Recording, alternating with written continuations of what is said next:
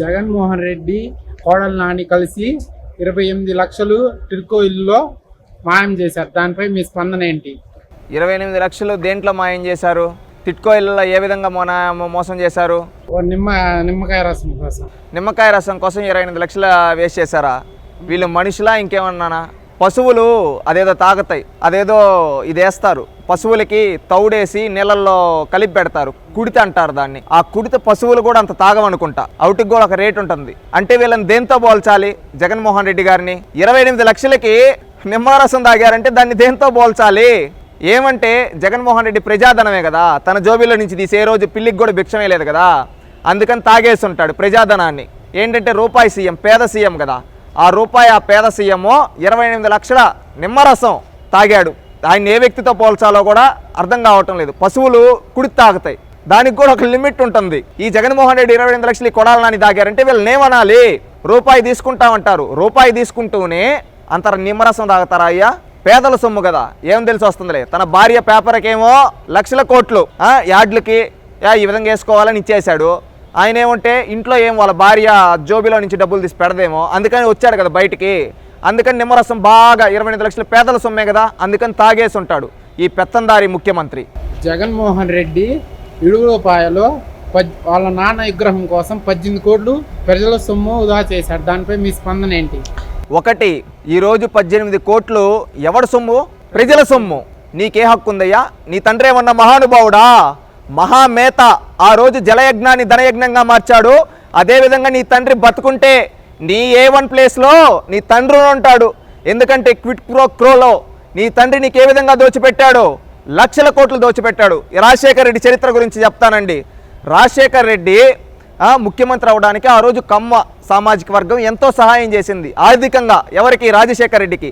కానీ విశ్వాసం లేని రాజశేఖర్ రెడ్డి అధికారంలోకి వచ్చిన తర్వాత అదే సామాజిక వర్గం పైన విషం జిమ్మాడు. అదే కాకుండా తన సొంత సామాజిక వర్గాన్ని తన కొడుక్కి దోచి పెట్టాడు. ఆ విధంగా దోచుకున్నాడు కాబట్టి నీ తండ్రి అంటే నీకు అభిమానం ఉండొచ్చయ్యా జగన్.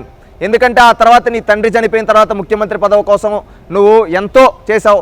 ఈరోజు నీ తండ్రి పేరును వాడుకొని నువ్వు ముఖ్యమంత్రి అయ్యావు. ఆ ప్రేమతో నువ్వు పెట్టుకో, నీ జోబిలో డబ్బులు తీసి పెట్టుకో. ప్రజల డబ్బులను తీసుకొని 18 కోట్లు ఈరోజు ఎవడు కడతాడు? ఒక 18 కోట్లు ఒక మహామేత కోసం, ఒక రాక్షసుడు కోసం, ఒక హైదరాబాద్లో ఆ రోజు నరమేధం చేసిన ఒక రాక్షసుడు కోసం నువ్వు 18 కోట్లు పెట్టి విగ్రహాలు పెడుతున్నావే, నీకు ఏమైనా ఇది బుద్ధుందా అని రాష్ట్ర ప్రజలు అడుగుతూ ఉన్నారు. ఈరోజు ఇతను చేసిన స్కాములు చూడండి. నిమ్మరసం కోసం 28 లక్షలు, తన తండ్రి విగ్రహం కోసం 18 కోట్లు. అంటే ప్రజల ధనాన్ని ఏ విధంగా వృధా చేశాడో ముఖ్యమంత్రిగా ఇతను చూడండి. ఇలాంటి బాధ్యత లేని వ్యక్తి జగన్మోహన్ రెడ్డి.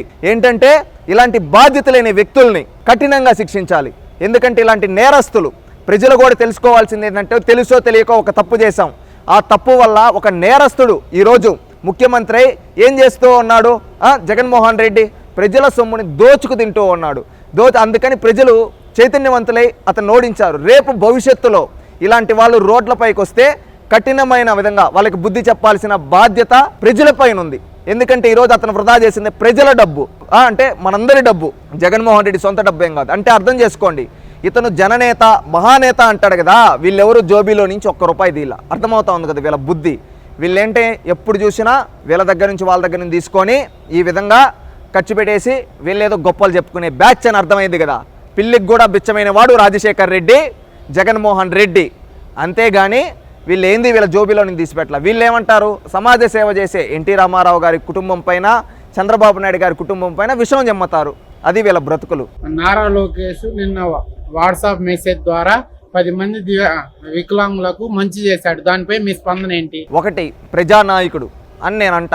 ఎందుకంటే ఆనాడు ఎన్టీ రామారావు గారు ఏ విధంగా అయితే సాధారణంగా ప్రజల్లోకి వచ్చి ప్రజలే సమస్యలు అడిగినా కానీ ఏ విధంగా అయితే అక్కడికక్కడే తీర్చేవాడో, ఆ రోజు చంద్రబాబు నాయుడు గారు ప్రజల వద్దకే పాలన అని చెప్పి ఏ విధంగా అయితే ప్రజల దగ్గరకు వచ్చి వాళ్ళ సమస్యలను అక్కడికక్కడికే తీర్చాడో, అదేవిధంగా ఈరోజు నారా లోకేష్ గారు కూడా ఆ స్థాయిలో తండ్రికి తగ్గ తనయుడిగా, అదేవిధంగా తాతకు తగ్గ మనవడుగా ఈరోజు ప్రజా సమస్యలు పరిష్కారం దిశగా ఆయన అడుగులేస్తూ ఉన్నాడు. ఇది నాయకత్వం అంటే, ఇది వారసత్వాన్ని కంటిన్యూ చేయడం అంటే, ఇది వాళ్ళ లెగసీని కంటిన్యూ చేయడం అంటే. ఏ విధంగా అంటే మీరు చూడండి, ఇప్పుడు నార్మల్గా ఎవరన్నా ఎమ్మెల్యేలకే కొంతమందికి మనం చూస్తే గత ప్రభుత్వంలో డైరెక్ట్గా వెళ్ళి మనం చెప్పినా కానీ ముఖ్యమంత్రికి పరిష్కరించే రోజులు ఉన్నాయి. జగన్మోహన్ రెడ్డి కోసం ఎంతోమంది అపాయింట్మెంట్ల కోసం వేచి చూసేవాళ్ళు. కానీ ఆ రోజు ఆయన ఏవి సమస్యలు పట్టించుకోవాలి, గాలి కుదిలేసి. కానీ ఈరోజు నారా లోకేష్ గారు ఒక వాట్సాప్ మెసేజ్ ద్వారా కూడా పరిష్కారాలు చూపుతూ ఉన్నాడు. అంటే ఆయనకి ప్రజలపైన ఎంత నమ్మకం ఉంది, ప్రజలకు ఏ విధంగా మంచి చేస్తూ ఉన్నాడు, ప్రజల కోసం ఆయన తపన చూడండి. ఈరోజు దాని ఇచ్చిన 25 మంది జీవితాలు మారాయి, అంటే 25 కుటుంబాలు మారాయి. అంటే ఆ విధంగా ఆయన ఒక్క మెసేజ్ ద్వారా 25 కుటుంబాల భవిష్యత్తును మార్చాడు. అది నాయకుడు అంటే. అదే కాకుండా ప్రజా దర్బార్లో కూడా నేను చూసాను ఎంతోమంది వచ్చి అతను ఒక కొత్త ట్రెండ్ని సెట్ చేశాడు. ప్రజా దర్బార్ అంటే రోజు ప్రజలకి అందుబాటులో ఉంటే ఏ సమస్య వచ్చినా నా దగ్గరికి రండి, నేను పరిష్కరిస్తా అంటున్నాడు. అది ప్రజా నాయకుడు. ఎవరైతే చేత కాదు అన్నారో ఈరోజు వాళ్ళే భయపడే విధంగా తన పరిపాలనతో, తన చాకచక్యంతో, తన ప్రజలపైన ఉండే తన అభిమానంతో ఏ విధంగా చేస్తున్నాడు చూడండి. ఇది ఒకటి కాదండి. మొన్నొక రోజు ఈ జగన్మోహన్ రెడ్డి గారి ప్రభుత్వంలో గోరుముద్దలో స్కామ్ జరిగింది. అంటే ఆ స్కీమ్లో గుడ్లకి దీనికి డబ్బు లేకుండా ఆపేశాడు. అక్కడ ఏంటంటే ఆ కార్యక్రమాలు అన్నీ ఆగిపోయాయి. అది లోకేష్ గారికి సమీక్షలో తెలిస్తే అప్పటికప్పుడే ఆదేశించాడు, మేము ఇస్తాము, మీరు ఏం చేయాలంటే ఖచ్చితంగా వాళ్ళకి ఫుడ్ సప్లై చేయండి, నేను ఇస్తాను నిధులు, రాష్ట్ర ప్రభుత్వం మీకు అందజేస్తుంది, మీరు స్టార్ట్ చేయండి. ఆ ప్రభుత్వం చేసిన తప్పిదం కోసం ఈరోజు పిల్లల పస్తులు ఉండకూడదని చెప్పాడు. అది నాయకత్వం అంటే. అదేవిధంగా ఈ జగన్మోహన్ రెడ్డి విద్యా దీవెన, వసతి దీవెన అని చెప్పి ఎంతోమంది పేదవాళ్ళు పొట్టగొట్టాడు, పేద విద్యార్థులు పొట్టగొట్టాడు. ఎంతోమంది పేద విద్యార్థులకి సర్టిఫికేట్లు రాకుండా వాళ్ళ జీవితాలు నాశనం అయిపోతుంది. ఆ రోజు తన పాదయాత్ర చేసేటప్పుడు విద్యార్థులందరికీ ఒక హామీ ఇచ్చాడు. ఏమని హామీ ఇచ్చాడు తెలుసా? నేను మీకు అండగా ఉంటాను, ఖచ్చితంగా గవర్నమెంట్ వచ్చిన తర్వాత సింగిల్ పేమెంట్లు మేము కాలేజీలు చూసుకుంటాం, మీ అందరికీ సర్టిఫికేట్లు అందిస్తాము. అదే మాట ప్రకారం ఎంతోమంది విద్యార్థులకి, లక్షల మంది విద్యార్థులకి ఆ విధంగా సర్టిఫికేట్లు వచ్చే విధంగా లోకేష్ గారు చేశారు. అది లోకేష్ గారి కమిట్మెంట్, అది లోకేష్ గారి డెడికేషన్.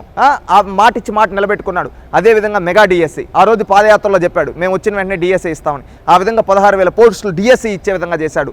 ఒక విద్యాశాఖ మంత్రి అంటే ఇలా ఉండాలిరా అనే విధంగా తన పరిపాలనతో చూపిస్తూ ఉన్నాడు. గతంలో కూడా ఉన్నాడు ఒక విద్యాశాఖ మంత్రి బొత్స సత్యనారాయణ, సీనియర్ రాజకీయ నాయకుడు. ఆయన ఏం మాట్లాడతాడో ఆయనకే తెలియదు, ఏం చేస్తాడో తెలియదు. ప్రతి ఒక్కటి స్కాములతో విద్యా వ్యవస్థని భ్రష్టు పట్టించాడు ఈ జగన్మోహన్ రెడ్డి, ఈ బొత్స సత్యం. కానీ వచ్చిన తర్వాత ఛాలెంజింగ్ టాస్క్, విద్యాశాఖ అనేది చాలా టఫ్, కానీ అదే తీసుకున్నాడు. ఏది కఠినంగా ఉండేదే కదా నేను తీసుకోవాలి, నేను ప్రూవ్ చేసుకోవాలంటే విద్యాశాఖను తీసుకొని ఈరోజు ప్రక్షాళన చేస్తూ ఉన్నాడు విద్యా వ్యవస్థని. అది లోకేష్ అంటే. ఒక విద్యావంతుడు విద్యాశాఖ మంత్రి అయితే ఏ విధంగా ఉంటుందో ఈరోజు లోకేష్ గారు చూపిస్తున్నారు తన పరిపాలనతో. ఆ రోజు ఎన్టీ రామారావు గారు, అదేవిధంగా చంద్రబాబు నాయుడు గారు ఏ విధంగా అయితే పరిపాలన చేశారో లోకేష్ గారు కూడా అదే విధంగా పరిపాలన ఈరోజు ప్రజా పరిపాలన చేస్తూ ఉన్నాడు. ప్రజలందరూ మెచ్చే పరిపాలన చేస్తున్నాడు, ప్రజలందరికీ దగ్గరయ్యే పరిపాలన చేస్తున్నారు. అది నాయకుడు అంటే. మరి నారా లోకేష్ గారు ప్రజా దర్బారు పెట్టిన కాడి నుంచి ఒక వారం నుంచి అది చూసి జగన్మోహన్ రెడ్డి పులివెందుల్లో ప్రజా దర్బారు పెట్టారు. దానిపై మీ స్పందన ఏంటి? ఒకటి అయ్యా, జగన్ అదేదో ఒక సామెత ఉంది, పులిని చూసి నక్క వాత పెట్టుకునిందంట. ఆ విధంగా నారా లోకేష్ గారు చేసే దాన్ని చూసి జగన్ చేస్తే అది ఎలా ఉంటుంది, ఈ సామెత కరెక్ట్ గా సెట్ అవుతుంది. నేను చూసా దాంట్లో మీరన్నీ తప్పండి. 10 రోజులు పెట్టలా, ఒక రోజు ఏదో కామెడీగా పెట్టాడు లోకేష్ గారు పెట్టారు, అలా చూసి ఒక రోజు పెట్టాడు, అరగంట నిలబడలేకపోతున్నాడు, 10 నిమిషాలకి ఎట్లేసి ఎట్టు కూర్చుంటున్నాడు. కుర్రాడు అంటారు కదా, ఇదేనా కుర్రతనం అంటే? నేను చూసా ఆ వీడియో. ఒకరెవరో ఇద్దరు వస్తారు, మళ్ళీ నిలబడుకోలేక ఇటు పైన కూర్చునేసాడు, ఇటా వంగిపోయి ముసలోళ్ళ లెక్క. అది ఈయన 5 ఏళ్లలో ఒక్కరిని కూడా గలవాల, అధికారంలో ఉండేటప్పుడు కావచ్చు ఒక్కరిని కూడా గలవాల. కానీ ఇప్పుడు ప్రతిపక్షంలోకి వచ్చే తలకి టక్కని ఎందుకు గెలుస్తా ఉన్నాడు? అధికారం కోసం, అధికార దాహం కోసం. ఇతనికి ప్రజలపైన అభిమానం లేదు. నిజంగా ప్రజలపైన అభిమానం ఉంటే ఈ రోజు లోకేష్ గారు చంద్రబాబు నాయుడు గారు కలిసేటట్టు కలిసి ఉంటాడు కదా. అప్పుడు ఏమిటి, అధికార మదంతో కళ్ళు నెత్తికెక్కాయి, అట్టే ఉన్నాడు, ప్రజలు దించేశారు. ఇప్పుడు ఏంటంటే మళ్ళీ అధికారం కోసం, ఎందుకంటే ఈయనకి అధికారం లేకపోతే బొక్కలేకి వెళ్తాడు కదా. అందుకని చెప్పి భయంతో ఈ రోజు నంగి నాటకాలు ఆడుతా ఉన్నాడు అంతే.